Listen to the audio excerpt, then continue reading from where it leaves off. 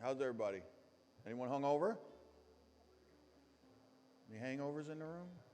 How many folks went to the first ever Sig Bev competition last night at Heiko? Was that fantastic or what? That thing was off the chain. Wow. Anyway, that was really exciting. A lot of people jumping and screaming and cheering and tasting coffees. So a lot of energy there. That was very cool. So a couple announcements. There's a change in our schedule.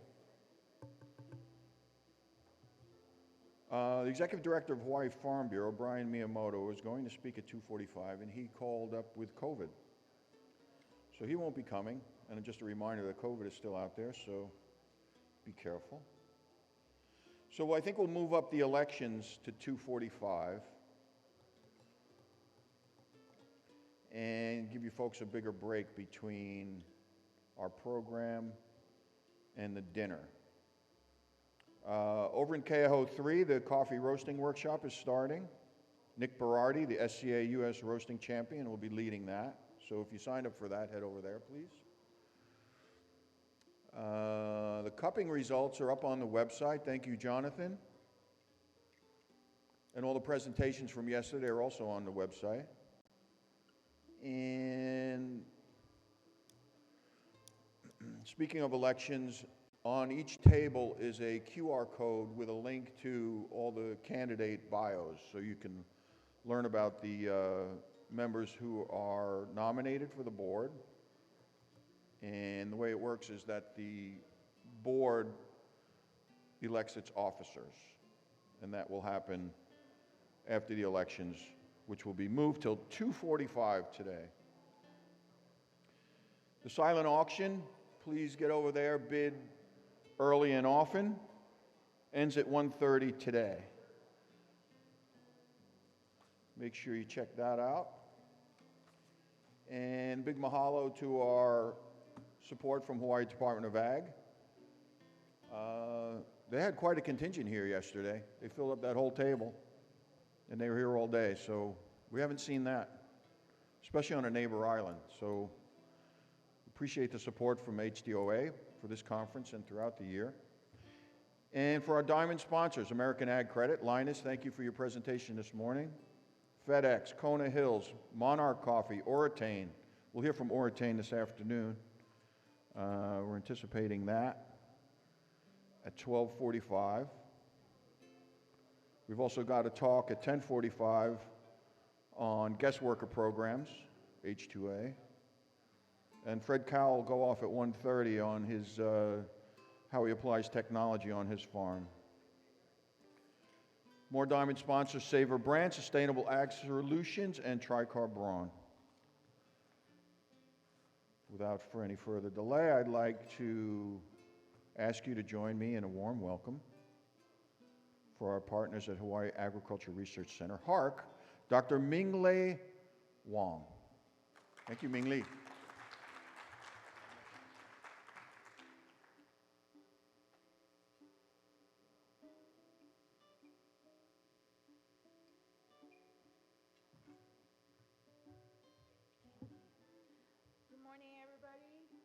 For those who, most of you know, but some of you don't, HARC used to be HSPA, Hawaii Sugar Planters Association, and we were HSPA for more than 100 years. And we changed our name to HARC in 1996. Oh, sorry.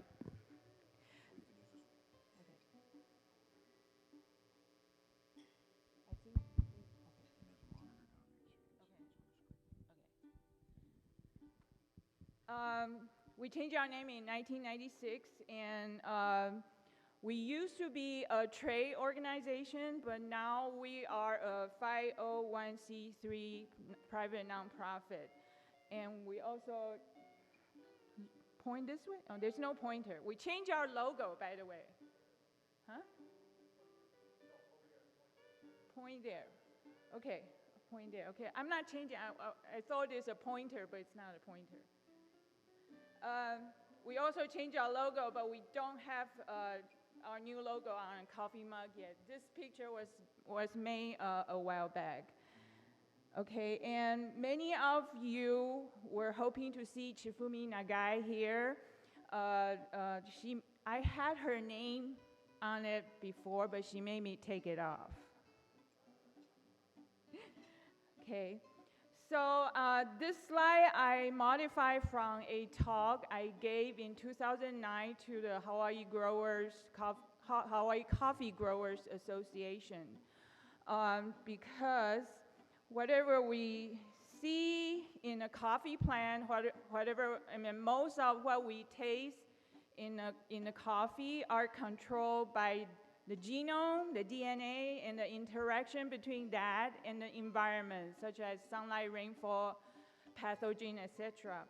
And at one point, historically, HARC has researched at every step of this process of the gene expression, and from the genomics to gene expression to the chemistry and the field work for coffee. But currently, our main focus is on germplasm transfer to Tracy at PBAR, because she's in charge of the germplasm depository. So, and because of that, we want to verify whatever germplasm we have at HARC in our collection are truly what we think they are. So we fortunately to have Dr. Dapeng Zhang and ARS Beltsville to do the DNA fingerprinting for us. So I'm going to talk a little bit about that. And we're just starting to revamp our breeding and selection program.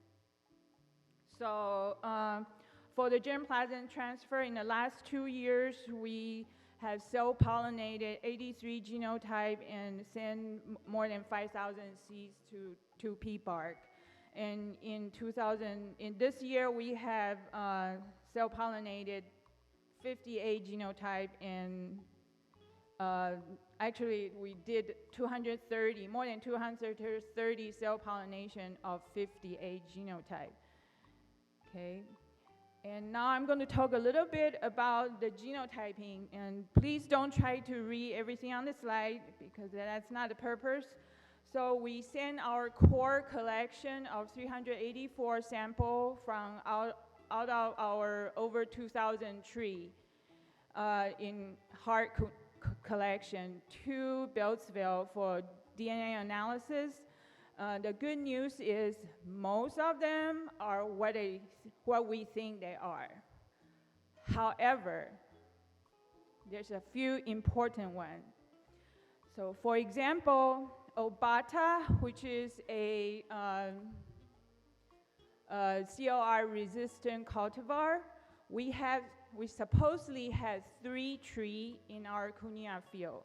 2 of them, the KU 093 and KU 094 you see on the slide, it's very, very close to the Obata sample Dr. Zhang obtained from Central America. So we're comfortable those are truly what we thought they are. I mean, they are Obata. But the third sample, which we send sample more than once, that you see KU 095 and KU 504, and it's actually not Obata. So before we did this analysis, we have distributed seeds to different growers, and Tommy is one of them, that we thought all 3 trees were Obata, and we thought they're pretty much identical. So the seeds we gave you were mixture of these 3 trees, so some of them may not be Obata. Okay, and they actually is similar to A68, that's a typo, it should be A667, which is a Katimor, which is also COR resistant. So that's Obata, the story about Obata. And then, oh, I have that. Okay, now I remember. So now, at the same time Obata was imported to Hawaii, 2P, another COR resistant cultivar, was supposedly imported at the same time. And we supposedly had 3 trees in our field. However, by comparing with the ones in the red circle, the 2P IAC, it's a DNA Brazil sent to Dr. Zhang. They wouldn't even send him leaf sample. They sent him DNA sample. So he compared with our Obata and 2P sample because both Obata and 2P came from Sachimor. So this makes sense. Oops. It makes sense that the 2P from, the Obata is close to the 2P from Brazil, and they all 3 of them close to Sachimor. But all the 2P sample from HARC, it's not related. Okay, they are the pink circle at the bottom right.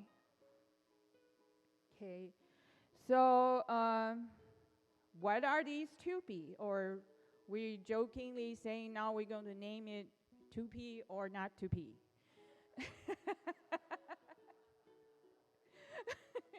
Or we've been calling them false 2P. So if you look at the DNA marker in a different way, so this table separates the type of marker that's close to typica, contributed from typica, or red catrai, and that's the majority of marker in the false 2P we have typica and red catrai contribution. Then the green one is semi-wild Ethiopian accession markers.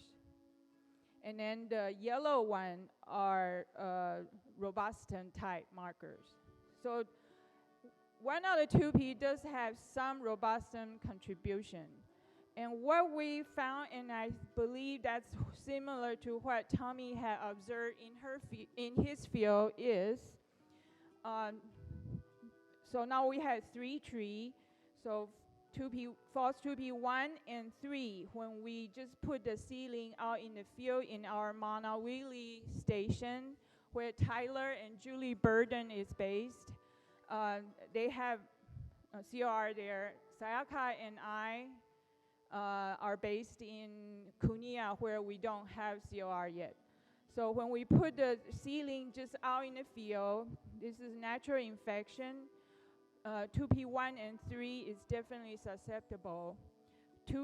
False 2P2 has the yellow spot, but there's no spore at the bottom of the leaf. It does have some reaction, but it does not produce spores. So false 2P2 may at least have some tolerance if it's not resistant to it. Okay. So just last week, we submitted a proposal to advance the breeding project Chifumi started more than 20 years ago. This is in collaboration with Tracy and Lisa in P-Bark, and Dapeng and Qing-Yi and Andrea. So the idea is we're going to send progenies to Lisa for COR bioassay, the leaf disc bioassay she showed yesterday, to screen which one is truly resistant. And then we're going to send DNA to Dapeng and Qing-Yi to do DNA analysis to identify those individuals that's closer to the non-COR resistant parent, and I'll explain it a little more later, just to see which one has more of the Hawaiian commercial parent contribution in their genome. So the likelihood that they have more traits that similar to the Hawaiian commercial variety is higher. And so that the reason to do these 2 first is to reduce the number. We're going to go put it in the field. And Tommy, Kimo, John Cho and Fred has kindly agreed to collaborate with us, let us do the field trial in their field. And Andrea, of course, will be in charge of the extension program for our proposal.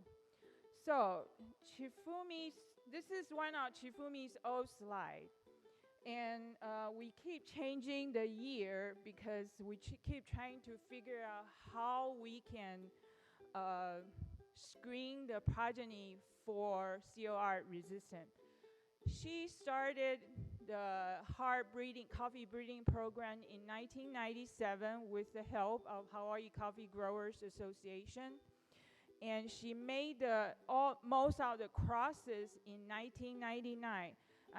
Here is using a Katimor, which is COR resistant, and KO34, which is a typical type cultivar that originally identified in Kona. That's why it's KO.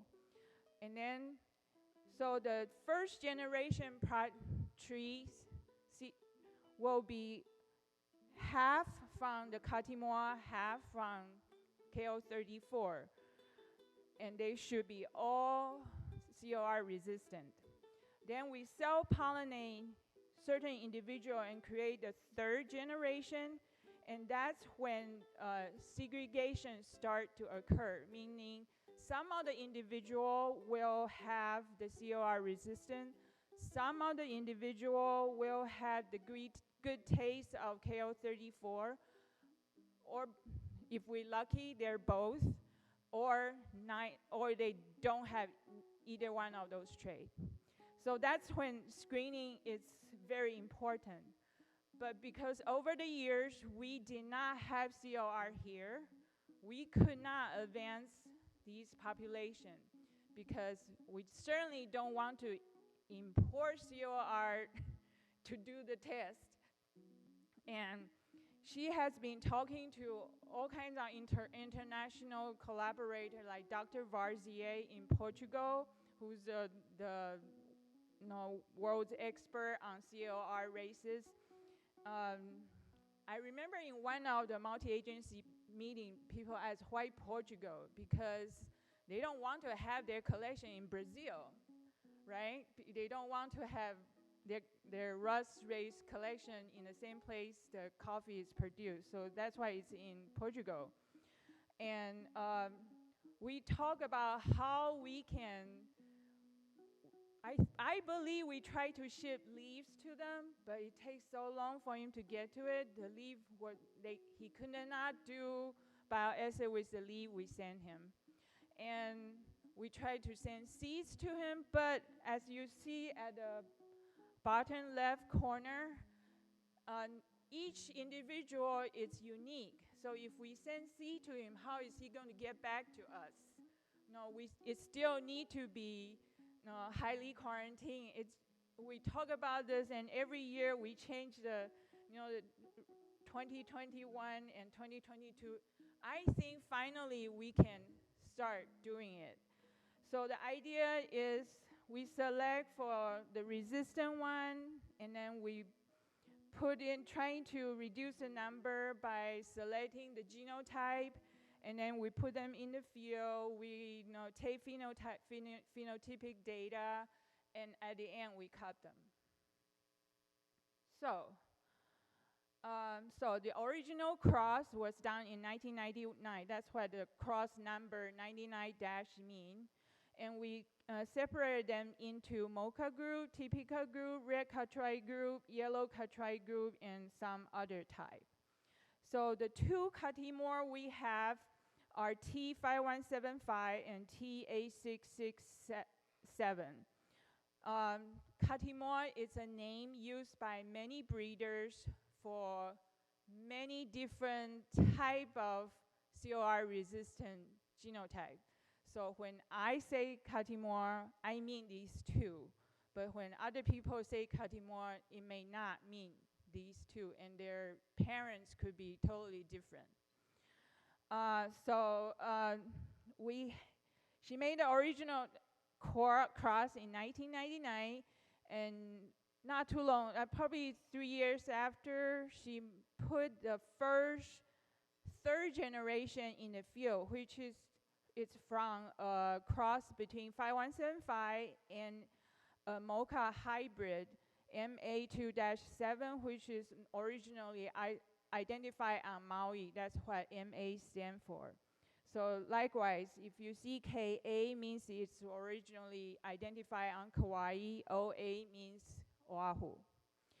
So the reason that one got selected in advanced most was at that time, Dr. Ramey did genotyping of all the collection we have and found these two has higher, greater distance between them. All of them are genetically very similar. We know all Arabica coffee has narrow genetic diversity. And those two are wider amongst our combination, parent combination. And for genetic mapping, we need to choose the two parents that's wider apart. That's why they got advanced most in the field. So at one point, we had 250 individuals of the third generation from this cross in the field, but now we only have 152. So last year, we start bagging. We had, over the years, Shifumi really fought hard to save her babies because we were threatened to, we were going to lose our tree, but she fought hard to save it. We limped and we managed to keep most of them alive. So most of the F1, meaning the progeny from the first two parent cross, the second generation, are still in the field. And we bag them. And so these are the number of seeds that's germinating in HARC greenhouse at the moment.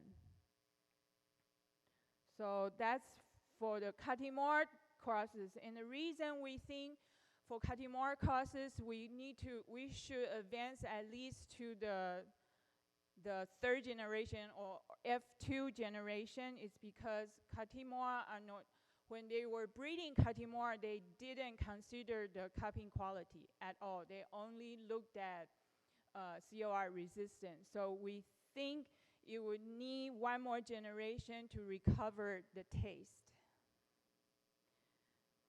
Okay, so that's what they look like in the greenhouse at the moment.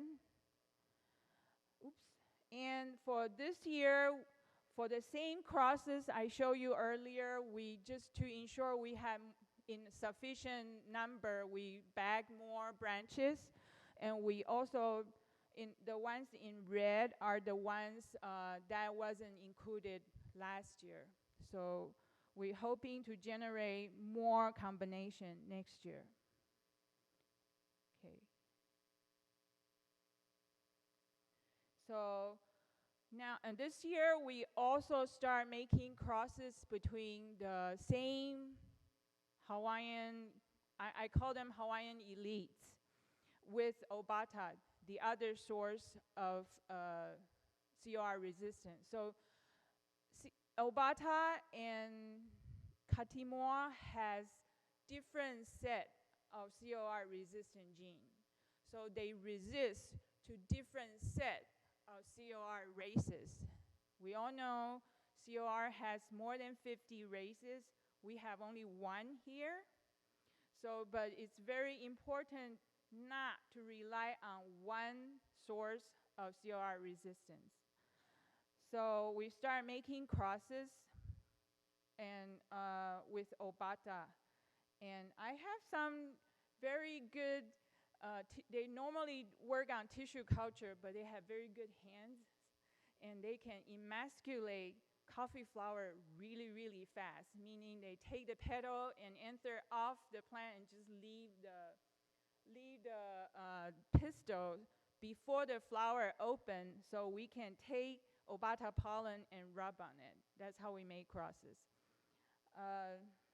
So the bottom picture was taken last week. It's about 6 weeks after pollination, and I'm keeping my fingers crossed. Actually, I'm keeping my finger and toes crossed for our proposal to get funded, and I hope you guys do that for me too.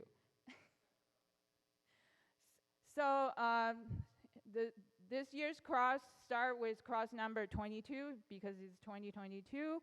And again, we made crosses for 4 different groups of the Hawaiian elite, the similar selection from the previous, like the same as what Chifumi did for Katimor. And we also, the bottom 2 line are, we trying to cross with these semi-wild Ethiopian genotype because they are nematode resistant. That was actually Sayaka's master thesis, and Rasana continued testing them. They hold up to nematode pretty good, and we picked those 2 because they were cut pretty good.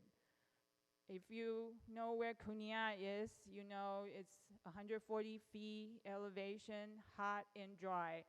So the Typica grown in Kunia cut about 80. So these were higher than Typica.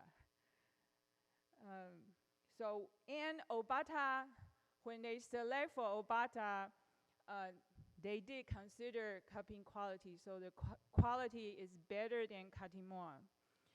We're hoping for Obata crosses, we can identify individual that's good enough in the first generation, because breeding takes so long. We cannot respond fast enough for these new pathogen invasion. So we're trying to see if we can just stop by F1. So however, for both these F1 and F2 individual, if we ever selected, we cannot just distribute seeds, because the seeds will be different from the plant, because the genes are all segregating. So both types will have to be vegetative propagated. Right now at HARC, we do not have micropropagation of coffee going on at the moment, but we have extensive experience with it. And you saw a similar slide yesterday from both Dr. Shintaku and I believe Suzanne showed some. So the way we did it is we take first pair of expanded young leaf from a vertical shoot. It's important to start with vertical material from vertical shoot. And it's before they mature and before the color turn green. So it's still light green, soft, and we cut them up, put them on callus-inducing media, and in about a month, that's what they look like. And then the waiting game start. In our hand, it takes about 6 months, sometimes 12 months. And then by that time, the original leaf tissue is all brown, the original callus is all brown, but then all of a sudden, the embryo start to pop out from the brown tissue. And once you get these embryo tissue, you can get almost endless. They just keep reproducing themselves. And then by changing media, we can induce them to make shoots. And these pictures were actually taken by Sayaka when the last time she worked for us. Sayaka been working for HARC on and off for 15 years. So last time she worked for us, she put them in these bioreactor, which use liquid media at the bottom, and then you use filter sterilized air, push the liquid up to the top where the plant tissue are, and then let it go back down. So the tissue is not sitting in the liquid constantly. And this bioreactor is designed by French, and it's called Rita. And you can put 100, 200 embryo in the bioreactor, and they multiply really fast. It's very efficient. However, if one get contaminated, you lose that hundreds of embryo too. So had to be very careful. So that's what they look like. And then we In our experience, we did not like to root in a bioreactor because the root tangle and it's very hard to separate them when they come out. So we use them to multiply the shoots, and then we put shoots in solid media to change the media to root, and then eventually we take them out and plant them in the soil. But unlike all plants from tissue culture, because inside the container is pretty much 100% humidity, they do not produce cuticle wax on the surface.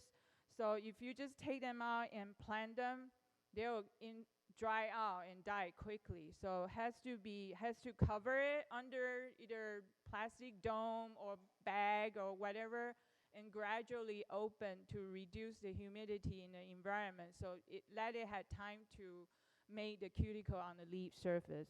So it does take time to soil. So in our hands, from you take the leaf to start the culture, to get a plant like this, when everything works perfectly, and it also depends on the genotype you work with, at least 12 months, it's more like 18 months to that point. Then to the point that's rooted to ready to put it in soil, and then you have to acclimatize it. Okay, so that's one way to do vegetative propagate it. And in 1998, our Kunia farm manager at the time, Wei Guo-san, developed a cutting method too. If you don't need a large number, because for microcrop you can produce thousands and thousands, but if you only need a few, you can do cuttings. And the best way is to take vertical shoot 2-3 months after you stump the tree, and take the green, the softwood part, and they use single node cuttings, and they trim. I'll show some picture later. They take and this report is on HARC website. The planting media they used was vermiculite to perlite 1:1, drenched with fungicide.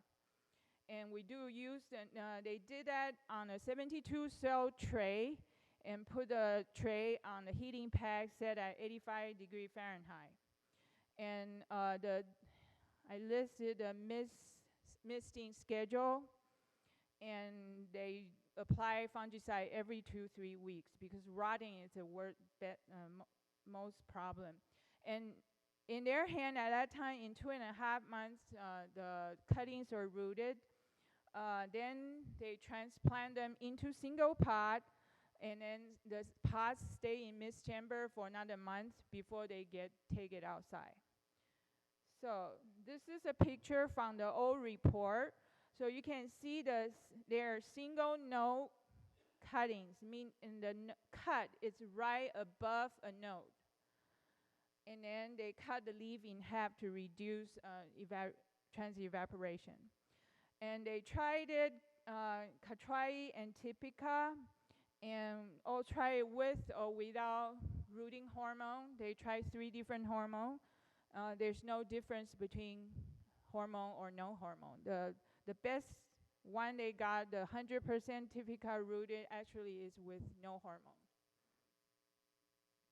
So because we are trying to consolidate our field, we have 3.5 person on our 100-acre Kunia farm. 3.5 person to manage the 100-acre farm. The coffee is not the only plant they're managing. So trying to reduce their work, we're reducing the number of trees in our field. So for those progenies that Shifumi created but had no hope of COR resistance, we actually dug them up. But then we had all these holes in our field, and we're trying to consolidate our field. So that's why we're now trying to start make cuttings so we can transplant the ones we want to keep and keep them in the same footprint. But our mist chamber is set up for another plant, and we could not change the misting schedule. And we tried it in that it was much more often than what the report specified, so everything rotted. So we were trying to make something, a makeshift system. What you're seeing is just two of those greenhouse plastic bench put together, and we'll put plywood, not plywood, is that 2x4? So anyway, we put lumber on the edge to hold up the soil, and we lay the bottom with wheat mat to keep, so we don't lose the soil. And if you can see the orange wire in the bottom picture, kind of in the middle, that's a heating wire. So we also, the heating wire is probably right below the, right above or below the wheat, above the wheat mat. And by the way, we couldn't find any perlite to buy, the medium and small grain perlite. There's only large grain perlite. Anyway, we couldn't follow the report exactly. So this whole thing is just covered in these thin plastic, and we only water them once a week. So we looked at them like 11 weeks, so it's almost 2.5 months after we put them in there. About 30, the efficiency is not as high as the original report, but about 40% of them had callus, look like they're going to make roots, and a couple of them are rooted. So maybe using our system, it would take longer. And I hope these things would be helpful to you, all you. And okay, these are the people who HARC employee that work on, current or former employee that work on coffee plants. Chifumi Naga, everybody rest assured, she's not gone. I mean, when I contact her, she'll reply me right away. So if you need information from her, she's still around. And we also very lucky had Dr. Bob Osgood, agronomist, to help us out. And these are the three tissue culture ladies that I mentioned. They have very good hand. They can emasculate coffee flower really fast. And our farm manager is Michael Kaufman, and the foreman in Maunawili Farm is Adam, Kunyan, Kyle, Mano, and Thunderboy.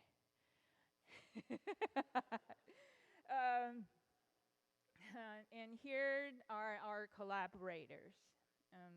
Tracy, Lisa, Roxana, Dapeng, Qingyi, Rayming, Andrea, and we also collaborating with Suntory Global Innovation Center Limited in Japan on the chemical analysis of coffee.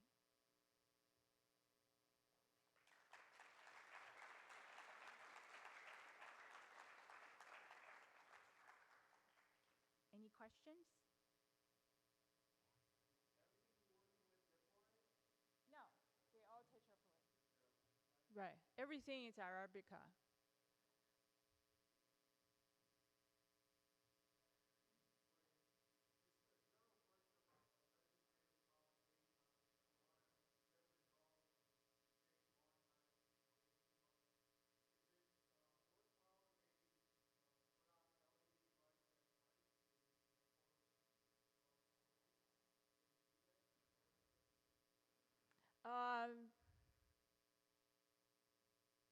I'm sure there are reports on how well that would do, maybe. Yeah. But if it really works, why not?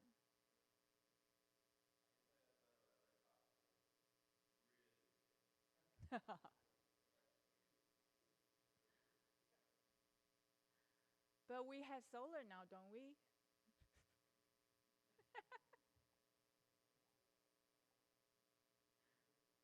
We have solar on the roof in our lab, but I don't know that can cover the entire electricity use.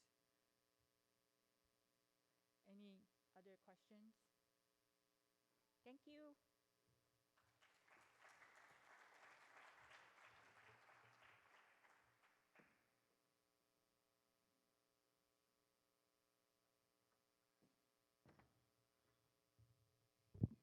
Thank you, Ming-Li.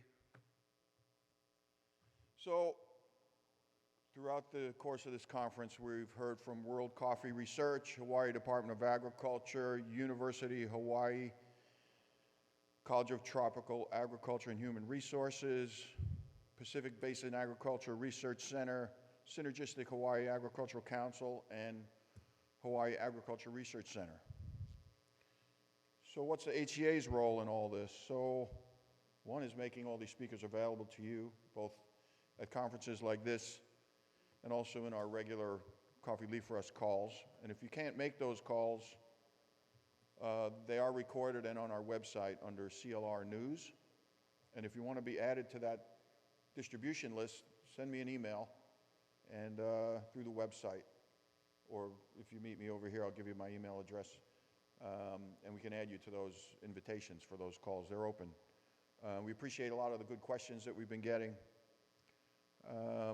But we're also working on is working with all these various research organizations to establish what's in the state, because what's in the state is going to be the quickest path to getting that in the hands of farmers. And HCA acts as an advocate for the industry to make sure that all this fantastic research that's going on benefits the industry. Identifying what's in the state, and for what's not in the state, we're looking at sourcing various varietals. We have a number of lists that we're working off of, and evaluating those based on yield, bean size, cup quality, drought tolerance, and nematode resistance.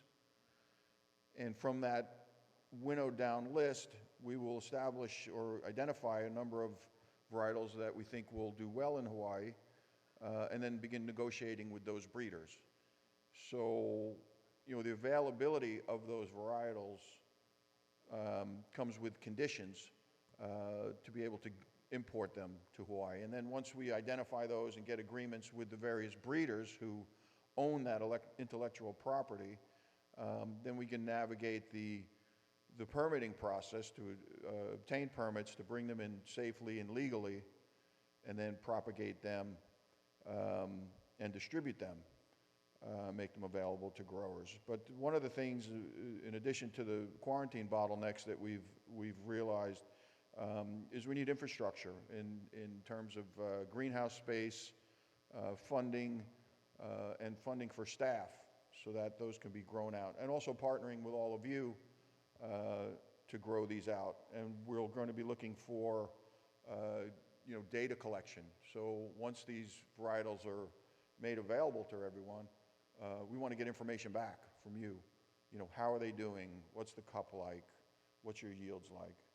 Et cetera. So that's kind of squares the circle on a lot of what's been talked about so far. Want to thank Greenwell Farms for the delicious coffee at breakfast this morning. Washed Kona Typica, thank you, Greenwell Farms. We have a change in the schedule. The elections will be moved up to 2:45. The Farm Bureau won't be joining us today. And I'd like to know if anyone, little HCA trivia. Who was the first president of the Hawaii Coffee Association? And it wasn't Tom Greenwell. So if anybody knows, I have a designer HCA t-shirt. Look at this. And if you don't win, you can buy them over at the merchandise table. Anyone know who the first HCA president?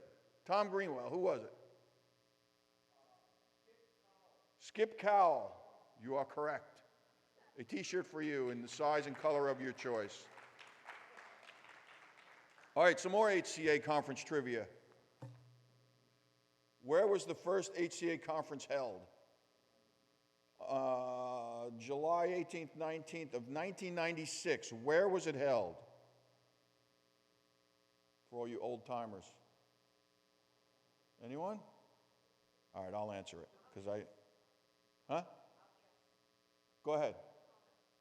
It was in Kona, but what's the name of the hotel or resort?